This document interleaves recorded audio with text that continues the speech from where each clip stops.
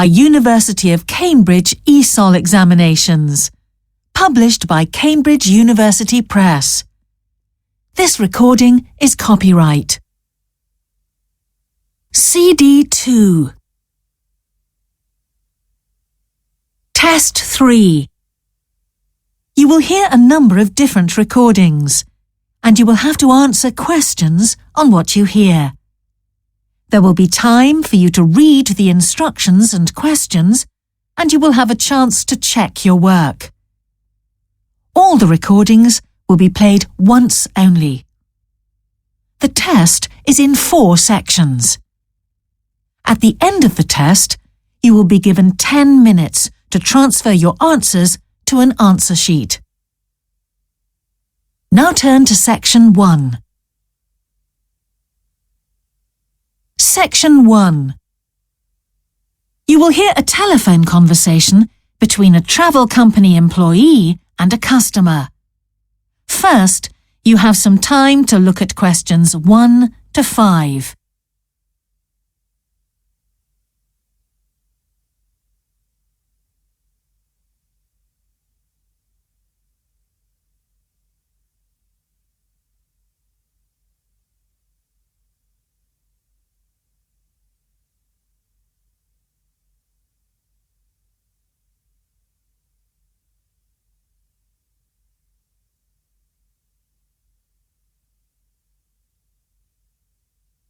You will see that there is an example that has been done for you. On this occasion only, the conversation relating to this will be played first. Greek Island Holidays, can I help you? Yes, I hope so. I have a friend who's just come back from Corfu, and she's recommended some apartments in Arilus. She thought they might be on your list. Arilus, let me see. Can you give me the names? Yes, the first's Rose Garden Apartments. I'd like to go with another friend in the last week of October. Well, we've got a lovely studio flat available at that time. I'm sure you'd enjoy the entertainment programme there too, with Greek dancing in the restaurant. The entertainment programme offers Greek dancing, so Greek dancing has been written in the space. Now we shall begin. You should answer the questions as you listen, because you will not hear the recording a second time. Listen carefully and answer questions 1 to 5. Greek Island Holidays, can I help you? Yes, I hope so. I have a friend who's just come back from Corfu, and she's recommended some apartments in Arilus. She thought they might be on your list. Arilus, let me see. Can you give me the names? Yes, the first's Rose Garden Apartments. I'd like to go with another friend in the last week of October. Well, we've got a lovely studio flat available at that time. I'm sure you'd enjoy the entertainment programme there too, with Greek dancing in the restaurant. And the cost for each of us? £219. That sounds very reasonable. I'm just jotting down some notes. Now, the second one she mentioned was called Blue Bay. Blue Bay. Yes, in fact, that's very popular, and it has some special features. Really? The main attraction is the large swimming pool with salt water. Much healthier, I understand. That's right. And it isn't far from the beach either, only 300 metres. And only around half a kilometre to some shops, so you don't have to be too energetic. Is it much more expensive than the first one? Let me just check. I think at the time you want to go, it's around £260. No, £275 to be exact. Right, I've got that. Now, there are just 2 more apartments to ask you about. I can't read my own writing. Something to do with sunshine, is it? I think you meant the Sunshade Apartments. They're on a mountainside. Any special features? Yes, each room has its own sun terrace, and there are shared barbecue facilities. Ooh, sounds lovely. Yes, it is rather well equipped. It also provides water sports. It has its own beach. There are facilities for water skiing. Any kite surfing? My friend's quite keen. Not at the hotel, but I'm sure you'll find some in Arillis. There's also satellite TV in the apartments. And how much is that one? £490 with 2 sharing. You mean £245 each? I'm afraid not. Each person has to pay that amount and there must be at least 2 in an apartment. Oh, I don't think that would be within our budget, unfortunately. And the last one sounds a bit expensive too. The Grand? Actually, it's quite reasonable. It's an older style house with Greek paintings in every room and a balcony outside. Sounds nice. What are the views like? Well, there are forests all round and they hide a supermarket just down the road, so that's very useful for all your shopping needs. There's a disco in the area too. And the price? £319 at that time, but if you leave it till November, it goes down by 40%. Too late, I'm afraid. Well, why don't I send you a brochure with full details, Miss... Nash. But don't worry about that. I'm coming to Upminster soon and I'll call and get one. I just wanted to get an idea first. Well, that's fine. We've got plenty here when you come. Before you hear the rest of the conversation, you have some time to look at questions 6 to 10.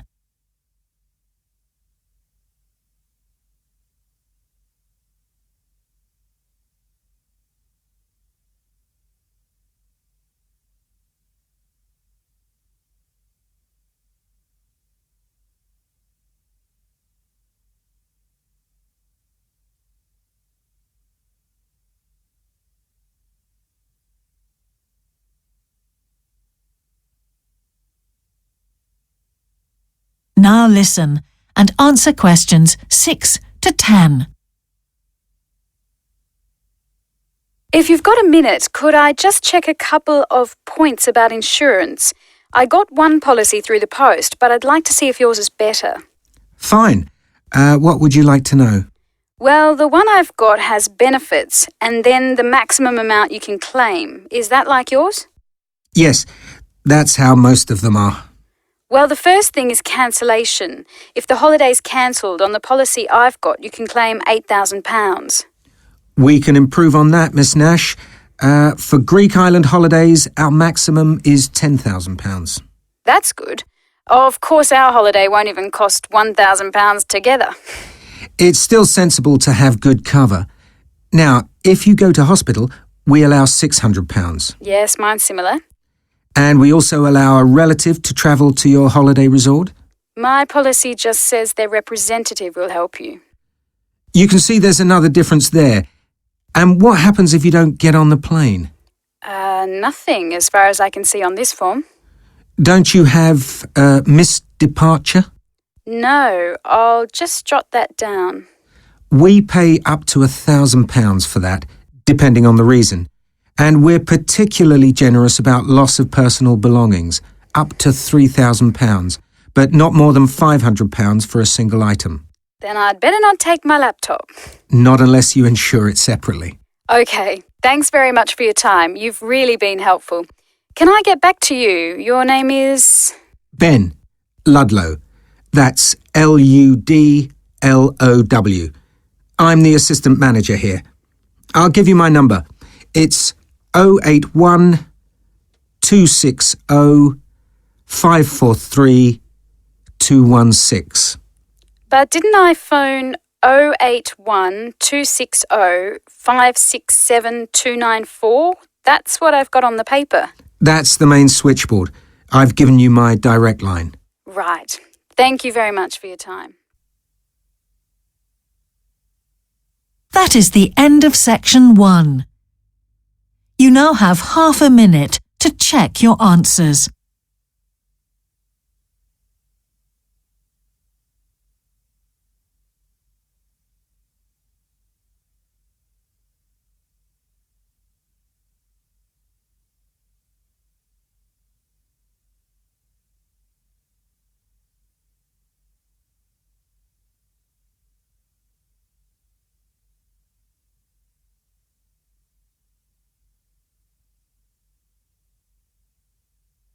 Now turn to section 2.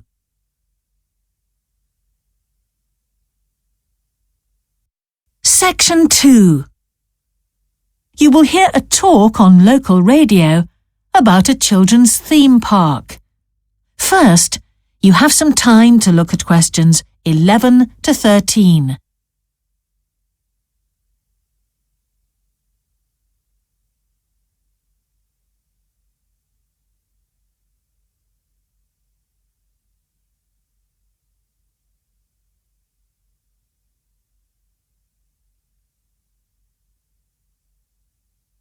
Now listen carefully and answer questions 11 to 13. For the second in our series about locally run businesses, we meet Simon Winridge, co-founder of the hugely successful Winridge Forest Railway Park. Welcome, Simon. Now, perhaps you can begin by telling us a little bit about how it all started. Well, during the 1970s, my wife Liz and I had just acquired 80 acres of sheep farming land, and we decided to settle down and have children. Pretty soon we had a daughter, Sarah, and a son, Duncan. The place was wonderful for the kids. They particularly loved trains and gradually built up an enormous network of miniature railway track. I began to develop larger scale models of locomotives, but we didn't think anything more of it until I went on a trip to a theme park near Birmingham and decided we could do a much better job. So we set up a small one ourselves, based on the miniature railway, and we opened to the public for just a month that year, 1984, in July, our driest month, because our children said they didn't want our guests to have a miserable wet visit. I dealt with park business and Liz carried on with the farm work. It soon became clear that we were onto a winner. We began to extend the railway track and lay it among more interesting landscape by planting trees, which in turn attracted more wildlife, and by making cuttings through the rock. Nowadays, we're open all year round, and we're pleased to say that Winridge is one of the most popular visitor attractions in the area, with 50,000 visitors a year. 1.5 million people have been through our doors since we opened. Before you hear the rest of the talk, you have some time to look at questions 14 to 20.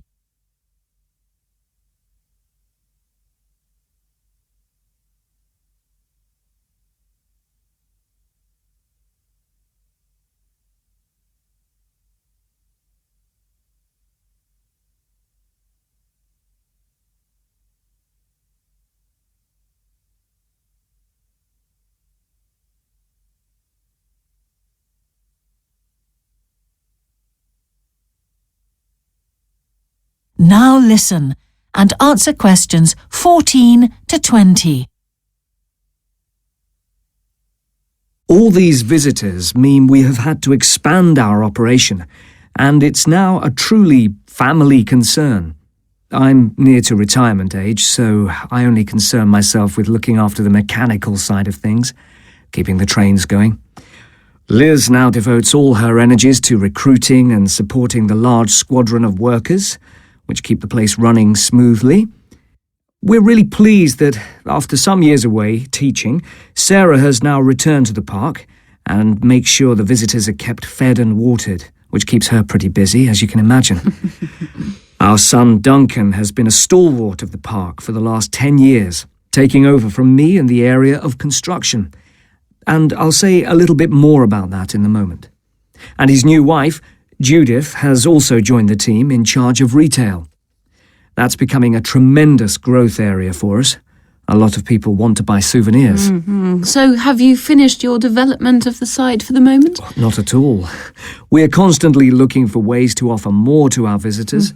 The railway remains the central feature, and there's now 1.2 kilometres of the line laid, but we'd like to lay more. Because of the geology of the area, our greatest problem is digging tunnels, but we're gradually overcoming that. We're also very pleased with a new installation of the go-kart arena, which is 120 square metres in area. Again, the problem is the geology. We had to level the mounds on the track for safety reasons. We wanted to enable 5 to 12-year-olds to use the go-karts. And the main attraction here is the Formula One kart. We've known fights to break out over who gets it. And then, finally, to our most recent development, which is the landscape swimming pool. That is the end of section 2.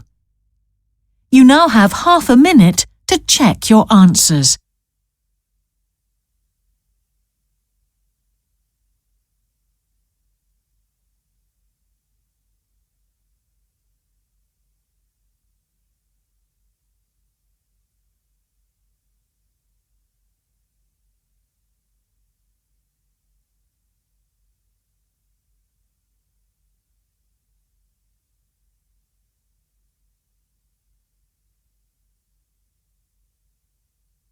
Now turn to section 3.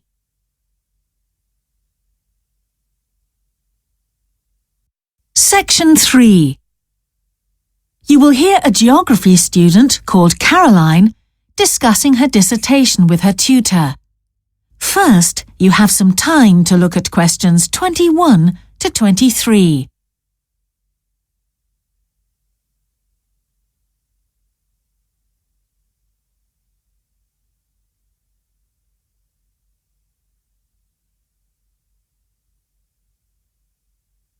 Now listen carefully and answer questions 21 to 23. Ah, Caroline. Come on in, sit down. Thanks. So how's the dissertation planning going? Well, Dr. Shulman, I'm still having a lot of trouble deciding on a title. Well, that's perfectly normal at this stage. And this is what your tutorials will help you to do. Right. What we'll do is jot down some points that might help you in your decision. First of all, you have chosen your general topic area, haven't you? Yes, it's the fishing industry. Oh, yes, that was one of the areas you mentioned. Now, what aspects of the course are you good at? Well, I think I'm coping well with statistics, and I'm never bored by it. Good. Anything else? Well, I found computer modelling fascinating. I have no problem following what's being taught, whereas quite a few of my classmates find it difficult. Well, that's very good. Do you think these might be areas you could bring into your dissertation? Oh, yes, if possible. It's just that I'm having difficulty thinking how I can do that. You see, I feel I don't have sufficient background information. I see. Well, do you take notes? I'm very weak at note-taking. My teachers always used to say that. Well, I think you really need to work on these weaknesses before you go any further. What do you suggest? Before you hear the rest of the tutorial, you have some time to look at questions 24 to 30.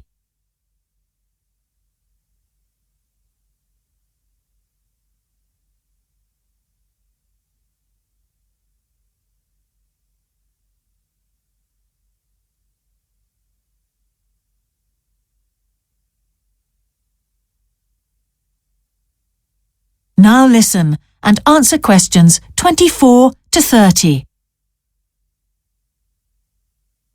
Well, I can go through the possible strategies with you and let you decide where to go from there. Okay, thanks. Well, some people find it helpful to organize peer group discussions. You know, each week a different person studies a different topic and shares it with the group. Oh, right. It really helps build confidence. Yeah. You know, having to present something to others. I can see that. The drawback is that everyone in the group seems to share the same ideas.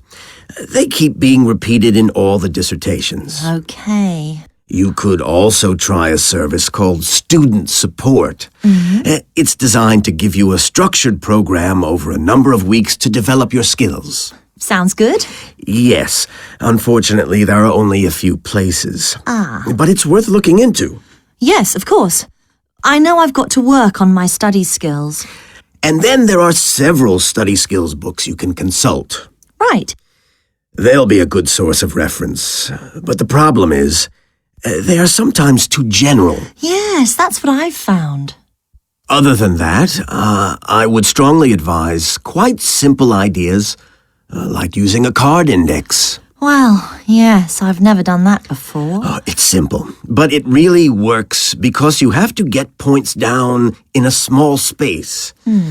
Another thing I always advise is don't just take your notes and forget about them. Read everything 3 times. That'll really fix them in your mind. Yes. I can see it'd take discipline, but... Well, if you establish good study skills at this stage, they'll be with you all your life. Oh, yes, I completely agree.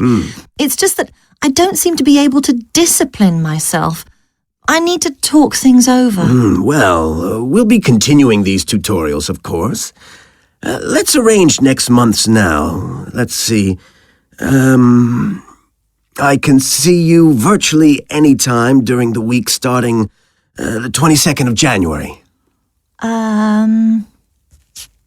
What about the 24th? I'm free in the afternoon. Sorry, I'm booked then. What about the following day? The Thursday? Yeah? I can make the morning. Fine. We'll go for the 25th then. That's great. Thanks. That is the end of section 3. You now have half a minute to check your answers.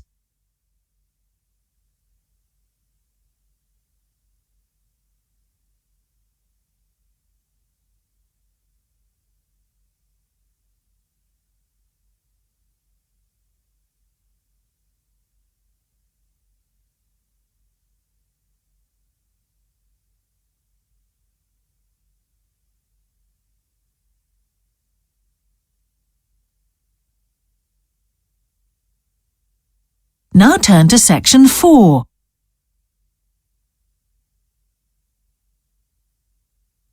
Section 4. You will hear part of a lecture about an experimental design for a house. First, you have some time to look at questions 31 to 40.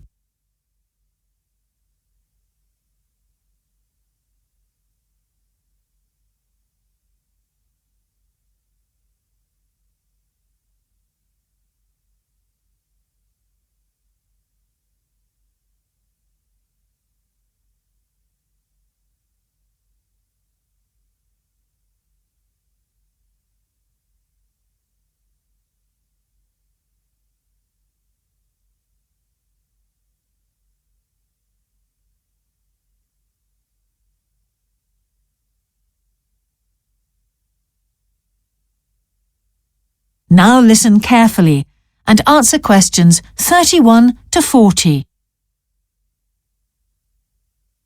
Good morning. In the last few lectures, I've been talking about the history of domestic building construction. But today, I want to begin looking at some contemporary experimental designs for housing. So, I'm going to start with a house which is constructed more or less under the ground. And one of the interesting things about this project is that the owners, both professionals but not architects, wanted to be closely involved, so they decided to manage the project themselves. Their chief aim was to create somewhere that was as environmentally friendly as possible. But at the same time, they wanted to live somewhere peaceful. They'd both grown up in a rural area and disliked urban life. So the first thing they did was to look for a site, and they found a disused stone quarry in a beautiful area. The price was relatively low, and they liked the idea of recycling the land, as it were. As it was, the quarry was an ugly blot on the landscape, and it wasn't productive any longer either. They consulted various architects and looked at a number of designs before finally deciding on one. As I've said, it was a design for a sort of underground house, and it was built into the earth itself, with 2 stories. The north, east, and west sides were set in the earth, and only the sloping south-facing side was exposed to the light. That was made of a double layer of very strong glass. There were also photovoltaic tiles fixed to the top and bottom of this sloping wall. These are tiles that are designed to store energy from the sun, and the walls had a layer of foam around them too to increase the insulation.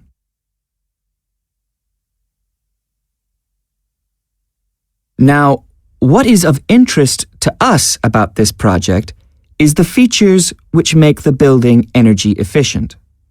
Sunlight floods in through the glass wall, and to maximize it, there are lots of mirrors and windows inside the house. That helps to spread the light around.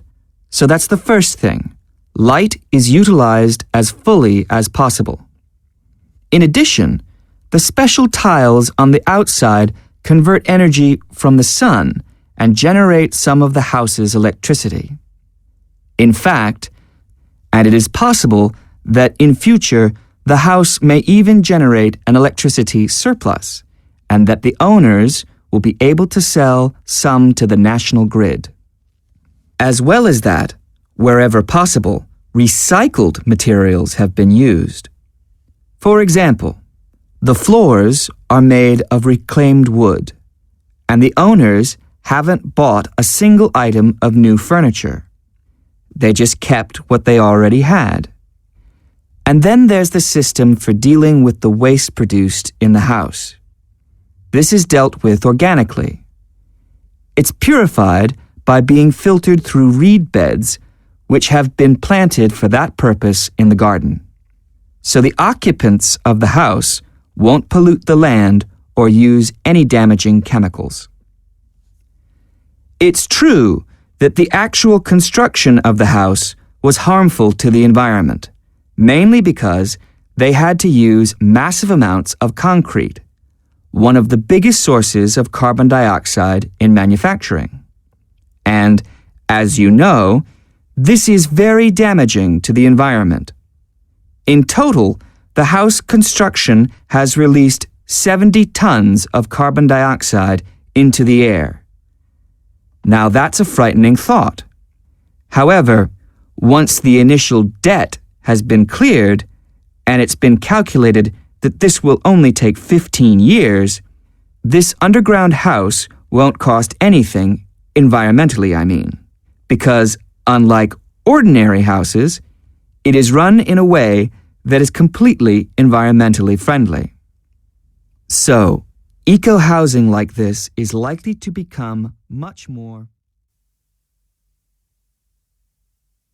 That is the end of section 4. You now have half a minute to check your answers.